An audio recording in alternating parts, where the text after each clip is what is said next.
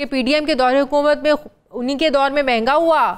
आज जब आलमी मंडी में तेल की कीमतें कम हो रही हैं तो ज़ाहिर है बिजली का कम होना तो बनता है। तो आज कम अगर बाहर की दुनिया के माहौल की वजह से हो रही है, दुनिया की आलमी मंडी की कीमतों की वजह से हो रही है, तो इसमें क्या हुकूमत का क्रेडिट लेना जायज़ है? क्या ये इनकी कारकर्दगी का नतीजा है? शाजी साहब, एक तो बात ये है कि इस वक्त ₹7.5 पास थ्रू हुआ है, उसका अगर हम डाइसेक्शन कर लें, अथॉरिटीज ने खुद भी इस पे बात की है, इज द फॉलोइंग। एक तो ये है कि फ्यूल प्राइस एडजस्टमेंट है ₹1.5-2 के करीब, जिसका मतलब जो आपने एक्सप्लेन किया कि आलमी मंडी में तेल की कीमत कम हुई, पर जो अथॉरिटीज़ का काम उसमें एडिशनल है वो ये है कि अगर रुपए की कीमत स्टेबल ना होती ₹280 के करीब, तो फिर ये पास थ्रू ना मिलता। सो एक तो वहाँ से आ रहा है। दूसरा, अगर आपने ₹10 जो पीडीएल में बढ़ाया, उससे ₹17 अरब मालाना और ₹200 अरब जो पेट्रोल डलवाएंगे अपनी गाड़ी में, जो डीजल डलवाएंगे, उनकी जेब से निकलेगा, वो यहाँ पे आ रहा है। एक क्वार्टरली टैरिफ एडजस्टमेंट है जो कम हो रही है, सो वो ये सिर्फ जून क्वार्टर के लिए है। ये दो चीज़ें तो परमानेंट रह सकती हैं अगर तेल नीचे रहे, बट वो जो तीसरी है वो वहाँ से आ रही है। और ₹1 आ रहा है 791 रुपीज़ का कैप्टिव, यानी कि जो इंडस्ट्री अपना खुद बिजली बनाती है उसकी गैस की कीमत बढ़ा के आ रहा है। मेरा ख्याल है कि जो क्वार्टरली टैरिफ की एडजस्टमेंट है उसमें शायद जो आईपीपीज के माहिदे रीडू हुए हैं उसका थोड़ा सा आंसर भी आ रहा हो। सो ये 4 चीज़ें हैं, ये अगले क्वार्टर के लिए आपको एक रिलीफ है। होपफुली कि ये जून के बाद इसको एडजस्ट करके आगे चला सकते हैं। अभी तो आपने बजट देना है, उसमें आईएमएफ की इतनी शराइत हैं। अभी तो कह रहे हैं ना शहबाज शरीफ साहब के आईएमएफ को मैंने मनाया, शुरू में तो वो मान नहीं रहा था, फिर मैंने बात की, आईएमएफ का खोया हुआ एतमाद बहाल किया।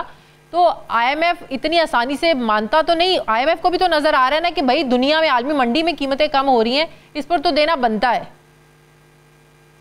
सो प्राइस पास थ्रूज होते हैं। जब एफपीए बढ़ता है तो कीमत बढ़ती है, जब तेल की कीमत कम होती है तो वो एफपीए यानी कि fuel price adjustment of electricity, या आपके जो ₹10 पीडीएल देने की आपकी गुंजाइश पैदा हुई, वो भी इसीलिए हुई कि तेल की कीमत आलमी मंडी में कम हुई। ये बात बिल्कुल दुरुस्त है। देखिए, आपने 2 और बातें की हैं। एक तो ये है कि मैं हमेशा कहता हूँ कि महंगाई नहीं कम हुई, चीज़ें 0.7% पिछले मार्च से इस मार्च में महंगी हुई हैं, पर उनके बढ़ने की रफ्तार में एक खातिर खा कमी आ गई है।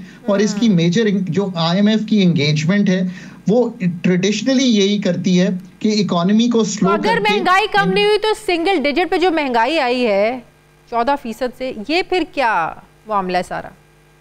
So let me explain this again because I think बहुत इस पर कंफ्यूजन है। सो अच्छा है आपने पूछ लिया।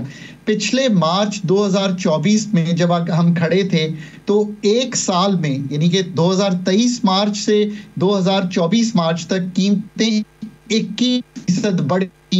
उस बास्केट की जो सीआईपी यानी कि हमारा जो सीपीआई इन्फ्लेशन जिसको हेडलाइन कहते हैं, जिसमें अशाए खुर्दोनोश भी हैं, आपकी जो health, education, cost of living भी है, सब चीज़ें मिलाकर फूड, ये जो बास्केट है उसकी कीमतें 21% बढ़ी थी। अब फिर एक साल और गुजरा, इस मार्च में बनिस्बत लास्ट मार्च के कीमतें सिर्फ 0.7% बढ़ी हैं। सो ज़रूर बढ़ी हैं कीमतें, बट बहुत कदरे कम बढ़ी हैं। तो कहने की बात यह है कि जो मैक्रो स्टेबिलिटी का लफ्ज़ यूज़ किया जाता है वो आईएमएफ की एंगेजमेंट के बाद डिमांड तोड़ी किस तरह। जब आपने पॉलिसी रेट 22% तक किया तो लोगों ने गाड़ियां कम खरीदी, लोगों ने ईंधन कम खरीदा, लोगों ने तेल कम यूज़ किया, लोगों ने कंस्ट्रक्शन कम की। जब सब चीज़ें कम बिकी तो कीमतों में एक ठहराव आ गया बिकॉज डिमांड टूट गई। और दूसरी तरफ ये हुआ था कि लास्ट ईयर व्हीट बम्पर हुई थी, तो फूड प्राइसेस एक्चुअली नेगेटिव हैं मार्च में कंपेयर टू लास्ट मार्च। तो आप नहीं मानेंगे इसे ईद का तोहफा? तो उसको आप बड़ा ये समझे, बट सर्टनली एक क्रेडिट आप अथॉरिटीज़ को ये ज़रूर दीजिए कि पाकिस्तान में जो मैक्रो स्टेबिलिटी आईएमएफ के साथ उन्होंने जो भी एग्री किया था वो पूरा किया, उससे एंगेज किया, उससे कुछ कॉस्ट ऑफ इलेक्ट्रिसिटी जो है उसमें आपको मौका ही क्यों मिला, एफपीए क्यों कम हुआ? क्योंकि रुपया स्टेबल हो गया। सोचिए एक ज़माने में रुपया 315 325 पे चला गया था, तो आपको ये करने का मौका ना मिलता।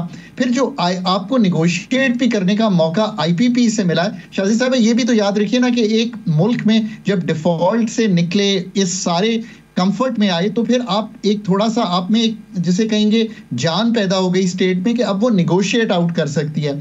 दुनिया के कर्जे नहीं मौखर समझते हुए। कि इस हुकूमत को सोलर को इतना सपोर्ट करना चाहिए, इतनी वाफिर बिजली आपके यहाँ बन जाएगी कि आप संभाले नहीं संभलेगा सारा कुछ भी। तो आईपीपी से निकलने का एक बहुत अच्छा रास्ता है नहीं है कि आप सोलर को बहुत ज़्यादा सपोर्ट कर दें। देखिए 27 रुपए पे स्टेट आपसे सोलर खरीद रही थी जो आप घर में प्रोड्यूस कर रही थी। बिल्कुल। ये तब था जब 2.5 साल पहले आप घर में अगर 30 लाख का सोलर लिखवाती थी वो आज 15 लाख का हो गया, यानी कि आपकी कॉस्ट ऑफ कैपिटल आधी हो गई। स्टेट ने ये कोशिश की कि इस पॉलिसी को रीथिंक किया जाए। मैं फिर कहता हूं कि कोशिश अगर सही भी थी तो उसको अमली जामा पहनाने में इतनी मुश्किल आई कि आप कह रहे हैं कि हम स्टेक होल्डर्स से डिस्कस करेंगे। तो here is a professional energy ministry का रोल कि वो प्रोफेशनल्स ये तहकीक, ये जिसे कहेंगे स्टेक होल्डर कंसल्टेशन, इसकी मैनेजमेंट इतनी अच्छी करें कि आपको पॉलिसी देकर वापस ना लेनी पड़े। और आखिरी बात, अगर 94 और 2002 की पॉलिसी में बड़े सुखम थे,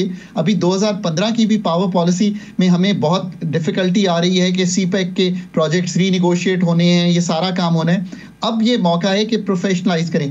हमें आज भी एनर्जी सेक्टर के स्ट्रक्चरल मसाइल हल करने हैं, तब ये देर पा सस्टेनेबल बनेगा और कीमतें लॉन्ग टर्म के लिए डाउनवर्ड ट्रेंड में जाएंगी। सही, बहुत शुक्रिया हमारे मौशिया डॉक्टर नजीब साहब मेरे साथ थे। बहुत शुक्रिया डॉक्टर साहब, आपने वक्त दिया।